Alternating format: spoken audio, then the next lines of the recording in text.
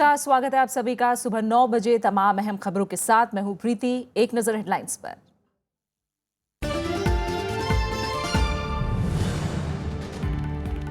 Hyderabad university छात्रों के साथ भूख हड़ताल पर बैठे राहुल गांधी।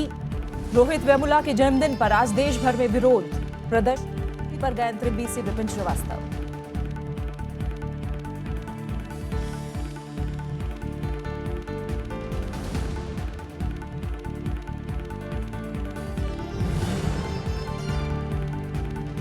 केंद्र ने अरुणाचल में राष्ट्रपति शासन को बताया जायज। सुप्रीम कोर्ट में हलफनामा। राज्यपाल की जान को था खतरा। नबाम तुकी ने संकट के लिए बीजेपी को ठहराया जिम्मेदार।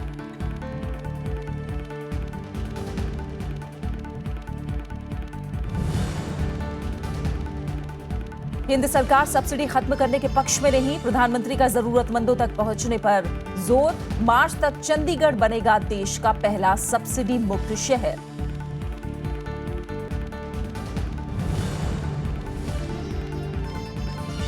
जापान ने लागू की नकारात्मक ब्याज दर की नीति। सेंट्रल बैंक ने -0.1% की ब्याज दर। निवेश बढ़ाकर सुस्त अर्थव्यवस्था को रफ्तार देने की कोशिश।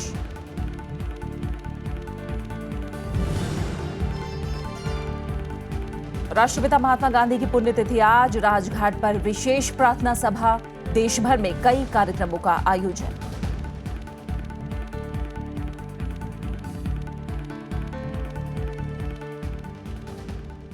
रोहित वेमुला मामले में न्याय की मांग कर रहे छात्रों के साथ एकजुटता दिखाने के लिए शुक्रवार देर रात कांग्रेस उपाध्यक्ष राहुल गांधी हैदराबाद पहुंचे। कांग्रेस उपाध्यक्ष रोहित के परिजनों के साथ आज भूख हड़ताल पर बैठे हैं। यूनिवर्सिटी में 2 हफ्ते के अंदर राहुल का ये दूसरा दौरा है। इस बीच विश्वविद्यालय के अंतरिम कुलपति विपिन श्रीवास्तव छुट्टी पर चले गए हैं। शुक्रवार देर रात हैदराबाद पहुंचे कांग्रेस उपाध्यक्ष राहुल गांधी ने सीधे यूनिवर्सिटी का रुख किया। यूनिवर्सिटी कैंपस में रोहित वेमुला के जन्मदिन के मौके पर छात्रों के कैंडल मार्च में वो शामिल हुए।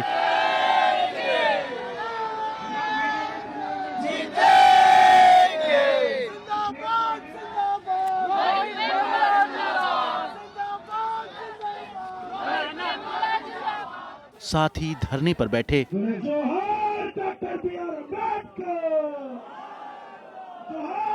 रोहित की मौत के बाद यूनिवर्सिटी में 2 हफ्ते के अंदर राहुल गांधी का ये दूसरा दौरा है। आधी रात को हुए छात्रों के कैंडल मार्च में रोहित के परिवार वाले भी शामिल हुए। रोहित समेत जिन 4 छात्रों के खिलाफ विश्वविद्यालय प्रशासन ने कार्रवाई की थी, उसके खिलाफ आज छात्र वहां सामूहिक भूख हड़ताल पर बैठे हैं, जिसमें उन्हें राहुल गांधी का भी साथ मिल रहा है। Rahul ji, when he came recently visited, he told, till the justice will prevail, we are with you. So that's why again Rahul ji is coming and he want to be sit with along with his mother, Rohit Vemula mother and brother sister.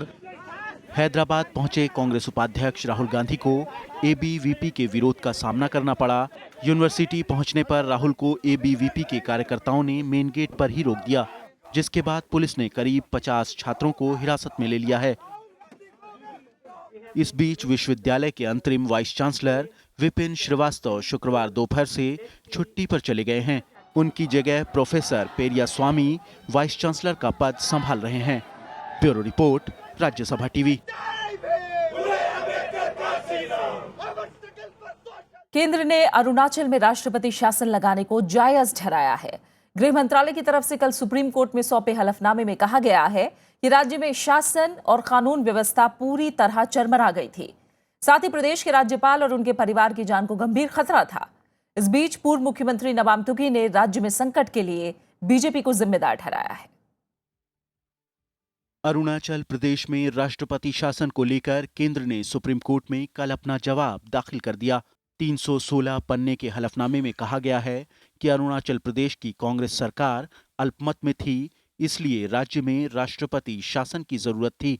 हलफनामे में आरोप लगाया गया है कि पूर्व मुख्यमंत्री नबाम तुकी और विधानसभा अध्यक्ष नबाम रेबिया राज्यपाल ज्योति प्रसाद राजखोवा के खिलाफ सांप्रदायिक राजनीति कर रहे हैं। तो पूर्व मुख्यमंत्री नबाम तुकी ने अरुणाचल में संकट पैदा करने के लिए बीजेपी पर पूर्व नियोजित साजिश रचने का आरोप लगाया।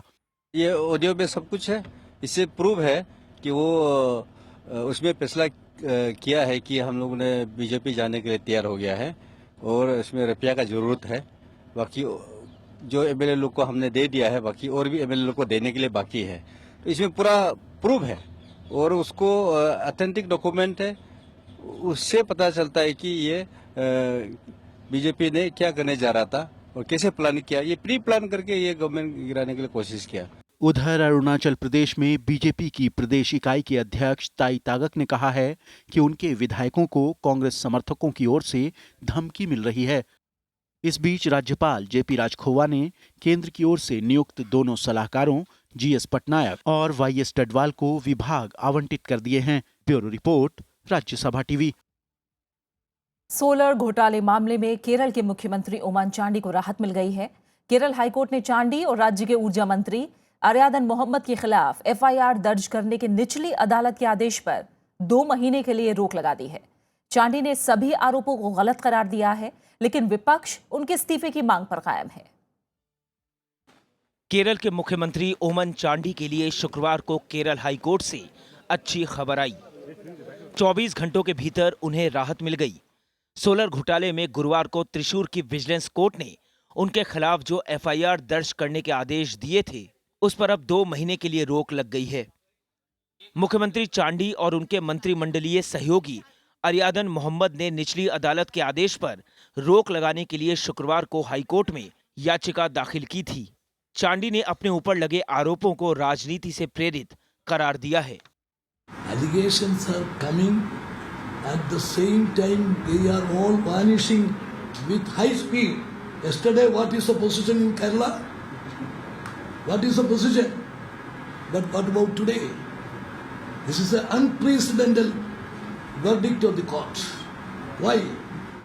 केरल में यूडीएफ गठबंधन का नेतृत्व कर रही कांग्रेस पार्टी का भी चांडी को पूरा समर्थन हासिल है। There is no occasion to adhere to or subscribe to the malicious allegations in times when elections are so near and allegations for political benefit are flying thick and high. लेकिन केरल में विपक्षी एलडीएफ के साथ BJP ने भारी विरोध प्रदर्शन किया और चांडी के इस्तीफे की मांग की। हम कांग्रेस पार्टी से पूछना चाहते हैं कि क्या ओमन चांडी जी के पास कोई और विकल्प है सिवाय रेजिग्नेशन देने के? इस रेजिग्नेशन में देरी क्यों हो रही है, ये हिंदुस्तान की जनता जानना चाहती है। He has no moral right to continue to be the chief minister. UDF stands thoroughly exposed as far as corruption is concerned. Solar घोटाले का मामला दरअसल 2.5 साल पुराना है। मामले में मुख्य आरोपी सरिता नायर ने सोलर घोटाले की जांच कर रहे न्यायिक आयोग के सामने कहा था कि मुख्यमंत्री चांडी के करीबी ने उनसे 7 करोड़ रुपए मांगे थे और उन्होंने 1 करोड़ 90 लाख रुपए दिए भी थे। सरिता के इसी बयान के आधार पर त्रिशूर सतर्कता कोर्ट ने चांडी के खिलाफ एफआईआर दर्ज करने के आदेश दिए थे। Bureau report, Rajya Sabha TV. Congress UPA सरकार के दौर में बने कानूनों में बदलाव का विरोध करेगी। भूमि अधिग्रहण विधेयक के बाद अब कांग्रेस ने वन अधिकार कानून 2006 में हुए बदलाव को लेकर देश भर में विरोध प्रदर्शन करने का ऐलान किया है। कांग्रेस उपाध्यक्ष राहुल गांधी के नेतृत्व में ये प्रदर्शन किए जाएंगे। कांग्रेस ने आरोप लगाया है कि केंद्र सरकार आदिवासियों और वनवासियों से जंगलों और वनों को लेकर निजी कंपनियों को देने की योजना बना रही है। पिछले 15 महीनों में जो कदम मोदी सरकार ने उठाया है, वनों का निजीकरण और जिस तरीके से ग्राम सभाओं का की जो भूमिका होनी चाहिए उसको कमजोर करने में जो कदम उठाए गए हैं, हम समझते हैं कि वन अधिकार अधिनियम 2006 के अंतिम संस्कार मोदी सरकार करने में जुट गई है। दिल्ली में नगर निगम कर्मचारियों की हड़ताल का आज चौथा दिन है। दिल्ली में करीब 30,000 मीट्रिक टन कचरा जमा हो गया है। 1.5 लाख निगम कर्मचारियों की हड़ताल से पिछले 3 दिन से कूड़ा नहीं उठ पा रहा है। ये लक्ष्मी नगर के व्यस्त चौराहे की तस्वीर है। हड़ताल के तीसरे दिन अपना विरोध तेज करते हुए एमसीडी के हड़ताली कर्मचारियों ने यहाँ कचरे का ढेर लगा दिया। इससे ट्रैफिक की समस्या तो हो ही रही है, यहाँ से गुजरने वालों की सेहत पर भी असर पड़ रहा है। निगम कर्मचारियों की हड़ताल के तीसरे दिन आप देख सकते हैं कि दिल्ली कूड़े का ढेर बनती जा रही है। ये लक्ष्मी नगर चौराहा है जहाँ पर कूड़ा चारों तरफ से फैला हुआ है और निगम कर्मचारियों ने इसे यहाँ पर डाल दिया है, जिससे लोगों को काफी दिक्कतें आ रही हैं। लक्ष्मी नगर जैसा ही हाल दिल्ली के करीब करीब सभी सड़कों का है।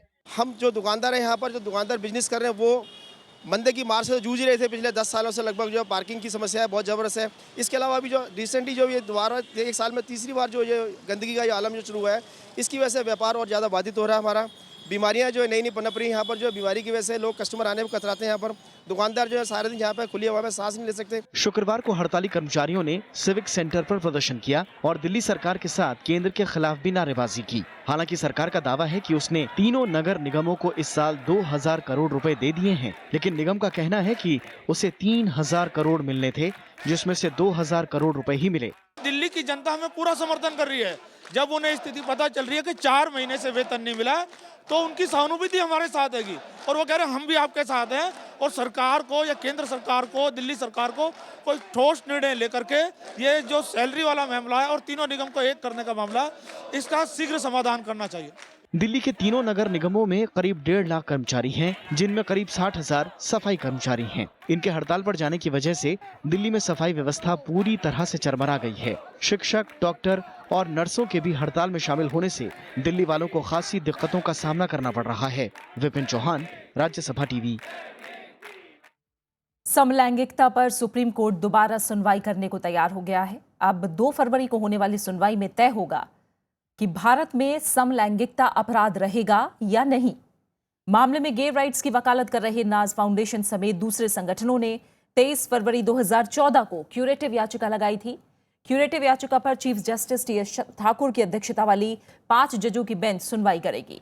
हालांकि क्यूरेटिव याचिका पर सुनवाई चैम्बर में होती है, लेकिन इस मामले की सुनवाई खुली अदालत में होगी। दिल्ली हाईकोर्ट ने 2009 में आईपीसी की धारा 377 के तहत समलैंगिकता को अपराध मुक्त कर दिया था, लेकिन सुप्रीम कोर्ट ने फैसला पलटते हुए धारा 377 बरकरार रखी थी। क्यूरेटिव याचिका में सुप्रीम कोर्ट के दिसंबर 2011 और जनवरी 2014 की याचिका पर दिए फैसले को चुनौती दी गई है।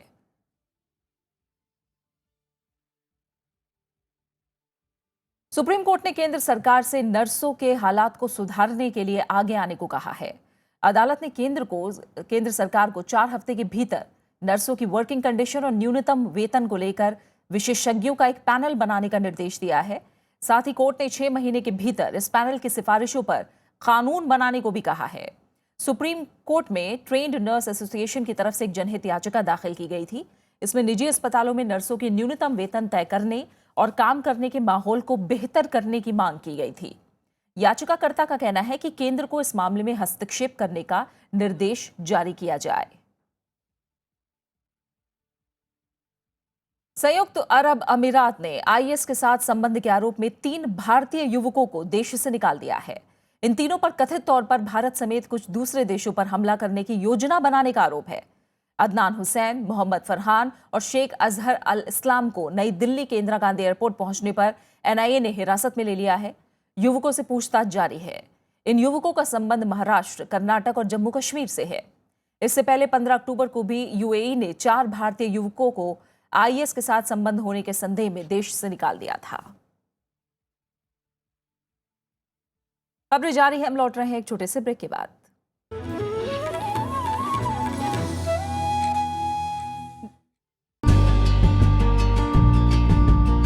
कलम के जरिए समाज में घटती घटनाओं को कहने का एक अलग नजरिया।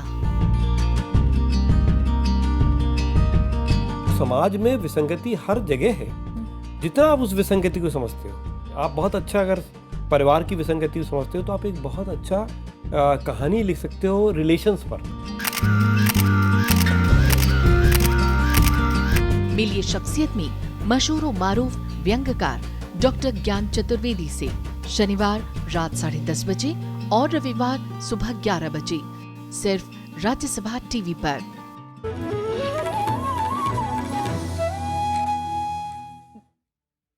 प्रधानमंत्री नरेंद्र मोदी ने कहा है कि सरकार सभी तरह की सब्सिडी खत्म नहीं करेगी, लेकिन इसे तर्कसंगत बनाकर लक्षित रूप से गरीब और जरूरतमंदों को दिया जाएगा।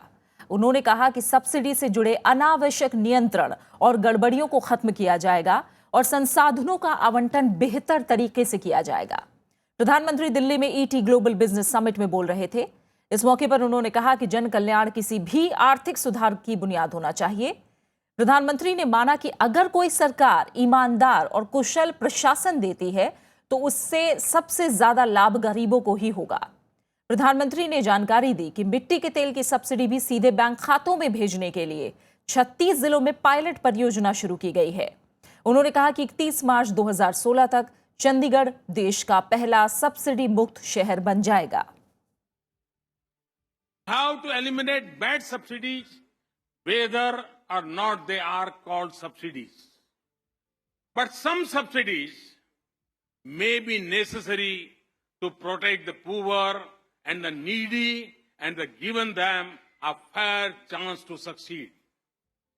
Hence, my aim is not to eliminate subsidies, but to rationalize and target them. वित्त मंत्री अरुण जेटली ने आर्थिक सुधार से जुड़े विधेयकों की संसद में पारित कराने के लिए विपक्षी दलों से सहयोग की अपील की है। कोलकाता में एक कार्यक्रम में वित्त मंत्री ने कहा कि प्रमुख सुधारों के लिए संसद में विधेयक पेश किए जाने के वक्त विपक्ष राजनीति करने से बचे। उन्होंने कहा कि संसद में अवरोध से सरकार के सुधार कार्यक्रमों पर बुरा असर पड़ रहा है और इससे देश की विश्वसनीयता पर असर पड़ रहा है। वित्त मंत्री ने माना कि ग्रामीण मांग में सुधार और बेहतर मॉनसून के चलते अगले वित्त वर्ष में 8% जीडीपी वृद्धि दर हासिल की जा सकती है। उन्होंने उम्मीद जताई कि संसद के बजट सत्र में अप्रत्यक्ष कर सुधार से जुड़े जीएसटी को लेकर संविधान संशोधन विधेयक पारित करा लिया जाएगा। बजट से पहले आरबीआई गवर्नर रघुराम राजन ने अतिरिक्त कर्ज के जरिए आर्थिक वृद्धि बढ़ाने को लेकर आगाह किया है। उन्होंने कहा है कि राजकोषीय मजबूती के रास्ते से हटना अर्थव्यवस्था की स्थिरता को नुकसान पहुंचा सकता है। रघुराम राजन ने कहा कि वैश्विक उठापटक के दौरान आर्थिक स्थिरता को जोखिम में नहीं डाला जा सकता। उन्होंने कहा कि सरकार और केंद्रीय बैंक को महंगाई दर नीचे लाने के प्रयास जारी रखने चाहिए। दिल्ली में सीडी देशमुख मेमोरियल लेक्चर में रघुराम राजन ने कहा कि आक्रामक नीतियों के जरिए छोटी वृद्धि का लाभ महंगा हो सकता है। There are enormous costs in this very fragile world of becoming an unstable country. And being unstable or being seen as unstable far outweighs any small growth benefits that can be obtained through aggressive policies. We should be careful about jeopardizing our single most important strength during this period of global turmoil. Iran से प्रतिबंध हटने के बाद भारत वहां से व्यापार बढ़ाने की कोशिशों में जुट गया है। जल्द ही दोनों देशों के विदेश सचिव भी मिलने वाले हैं। बुनियादी ढांचे के निर्माण में ईरान भारत से मदद चाहता है। भारत और ईरान के बीच जल्द ही विदेश सचिव स्तर की बातचीत होने वाली है। इसमें व्यापारिक और आर्थिक सहयोग के मुद्दे तय होंगे। ईरान को उम्मीद है कि भारत उसे चाबहार बंदरगाह बनाने के लिए $15 करोड़ की मदद देगा। तो चाबहार एक ऐसा प्रोजेक्ट है जिसमें हम कटिबद्ध हैं उसको आगे बढ़ाने के लिए, और $150 मिलियन की जो राशि है वो हम ईरान को उसके लिए प्रोवाइड करेंगे। और हम बाकी मंत्रालयों के साथ समन्वय बना रहे हैं कि जितनी जल्द हो सके इस प्रोजेक्ट को हम आगे बढ़ाएं। ईरान चाहता है कि इस्पात और रेलवे परियोजनाओं के लिए भी भारत उसे $35 करोड़ का सस्ता कर्ज और तकनीकी मदद दे। विदेश मंत्रालय का कहना है कि इसके लिए प्रक्रिया तेज की जा रही है। और जब अभी विदेश सचिवों की जब बातचीत होगी ईरान के साथ, तो इन सभी मुद्दों पर और भी जो ईरान के साथ हमारे द्विपक्षीय मुद्दों हैं उन पर बातचीत आगे बढ़ेगी। भारत की निजी कंपनियां भी ईरान के साथ व्यापार करना चाहती हैं। इसमें तेल के अलावा कृषि, सूचना तकनीक, स्वास्थ्य, यातायात और अन्य क्षेत्र भी शामिल है। अखिलेश सुमन, राज्यसभा टीवी। जापान के केंद्रीय बैंक ने सुस्त अर्थव्यवस्था में तेजी लाने के लिए नेगेटिव ब्याज दर लागू की है। नए नियमों के तहत कमर्शियल बैंकों के डिपॉजिट पर 0.1% का ब्याज लगेगा। जापान के सेंट्रल बैंक के प्रमुख हारुहिको कोरुदा को उम्मीद है कि इस कदम से अर्थव्यवस्था फिर रफ्तार पकड़ेगी। सरकार का लक्ष्य महंगाई दर को 2% पर लाना है। इस पहल के साथ अब लोग पैसा जमा करने की बजाय निवेश करने में रुचि लेंगे। नेगेटिव इंटरेस्ट रेट का मतलब है प्राइवेट बैंक जमा धन पर ब्याज देने की बजाय वसूल किया जाएगा। जिन्होंने बैंक में अपने धन को जमा करवाया है उन जमाकर्ताओं को इसके लिए नियमित रूप से भुगतान करना होगा। 2 दशकों की ढीली रफ्तार के बाद इसे अहम कोशिश माना जा रहा है।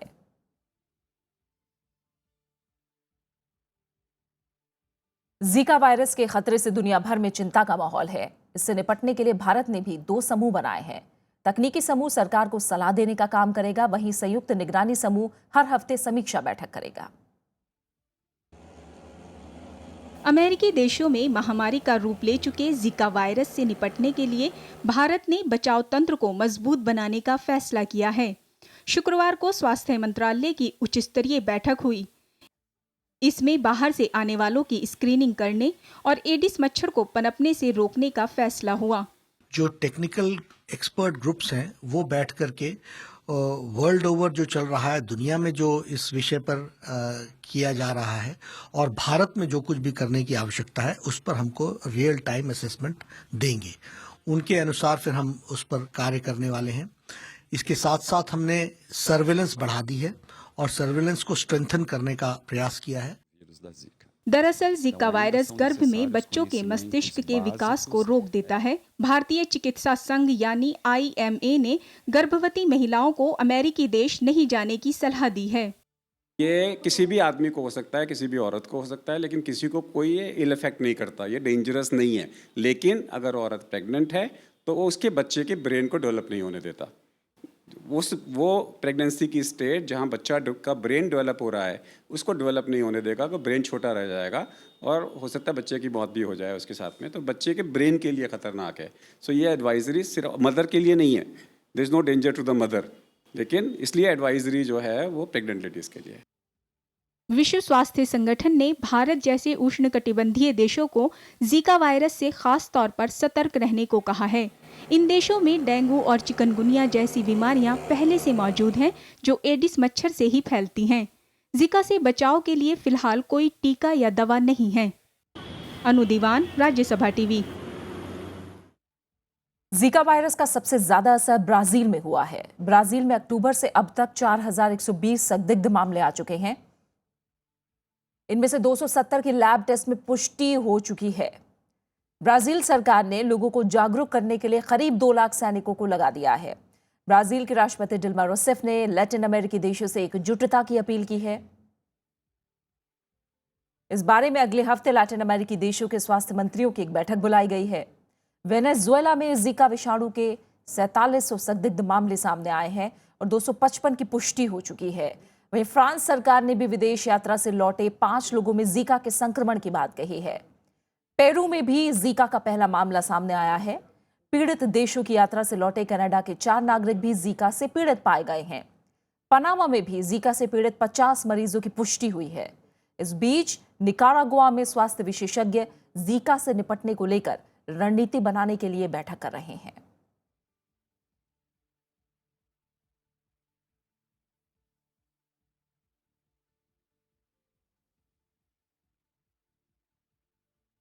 सीरियाई विपक्ष शांति वार्ता की निगरानी के लिए जेनेवा जाने को तैयार हो गया है।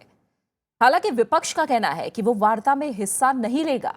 उनकी शर्त है कि राजनीतिक वार्ता के पहले मानवीय मुद्दों पर बातचीत होनी चाहिए। इस बीच संयुक्त राष्ट्र ने उम्मीद जताई है कि रविवार को सीरियाई विपक्ष से बातचीत हो सकती है। सीरिया में 5 साल से जारी हिंसा खत्म करने के लिए जेनेवा में शुक्रवार को संयुक्त राष्ट्र की मध्यस्थता में शांति वार्ता शुरू हो गई। सीरिया के लिए संयुक्त राष्ट्र के विशेष दूत स्टाफन डे मिस्टूरा ने जेनेवा में कल सीरियाई सरकार के प्रतिनिधियों से बातचीत की। इस बीच सीरियाई विपक्ष का अहम धड़ा हाई निगोशिएशंस कमेटी शांति वार्ता की निगरानी के लिए जेनेवा जाने को तैयार हो गया है। संयुक्त राष्ट्र ने उम्मीद जताई है कि रविवार को सीरियाई विपक्ष से बातचीत हो सकती है। I have good reasons to believe that they are actually considering this very seriously, and therefore to be in a position on probably Sunday to actually start the discussions with them and in order to be able to proceed with the intra-Syrian talks. शांति वार्ता में Kurdish democratic union party भी हिस्सा लेगी। पिछले 5 सालों से Syria में युद्ध के कारण लगभग 2.5 लाख लोगों की मौत हो चुकी है और 1 करोड़ से ज्यादा लोगों को पलायन करना पड़ा है। Bureau report, Rajya Sabha TV. राष्ट्रपिता महात्मा गांधी जी की आज पुण्यतिथि है। देश आज बापू को उनकी 68वीं पुण्यतिथि पर याद कर रहा है। इस मौके पर उनकी समाधि स्थल राजघाट समेत देश भर में उन्हें श्रद्धांजलि दी जा रही है।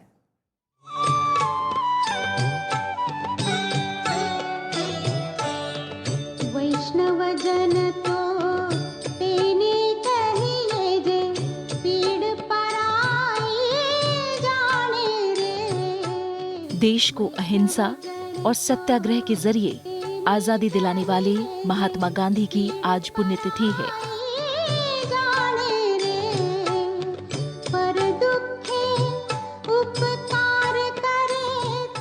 इस मौके पर राजघाट पर उन्हें श्रद्धांजलि दी जा रही है। उनके प्रिय भजनों और सर्वधर्म प्रार्थना सभा का आयोजन किया जा रहा है। मोहनदास करमचंद गांधी यानी महात्मा गांधी का जन्म 2 अक्टूबर 1869 को गुजरात के पोरबंदर में हुआ। उन्होंने यूनिवर्सिटी कॉलेज ऑफ लंदन से कानून की पढ़ाई पूरी की। 1915 में दक्षिण अफ्रीका से भारत लौटे और 1917 में चंपारण सत्याग्रह से स्वतंत्रता आंदोलन में शामिल हो गए। I must ask you to believe me when I say that I have never made a statement of this description, that the masses of India, if it became necessary, would resort to violence. 1920 में उन्होंने असहयोग आंदोलन शुरू किया, लेकिन चौरी चौरा की घटना से दुखी होकर उसे वापस ले लिया।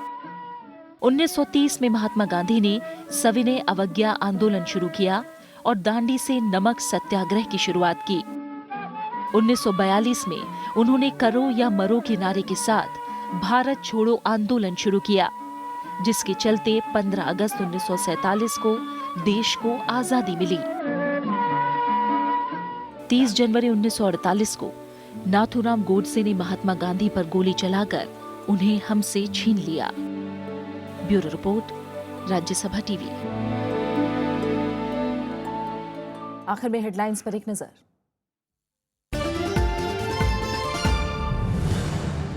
हैदराबाद यूनिवर्सिटी छात्रों के साथ भूख हड़ताल पर बैठे राहुल गांधी। रोहित वेमुला के जन्मदिन पर आज देश भर में विरोध प्रदर्शन। छुट्टी पर गए अंतरिम वीसी विपिन श्रीवास्तव।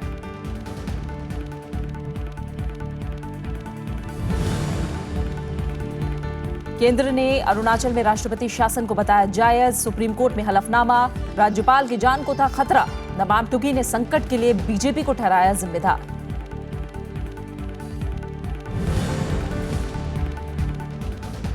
केंद्र सरकार सब्सिडी खत्म करने के पक्ष में नहीं। प्रधानमंत्री का जरूरतमंदों तक पहुंचाने पर जोर। मार्च तक चंडीगढ़ बनेगा देश का पहला सब्सिडी मुक्त शहर।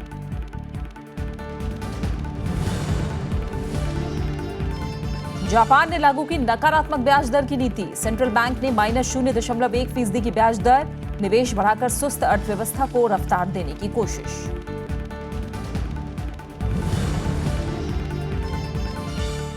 राष्ट्रपिता महात्मा गांधी की पुण्यतिथि आज। राजघाट पर विशेष प्रार्थना सभा। देश भर में कई कार्यक्रमों का आयोजन।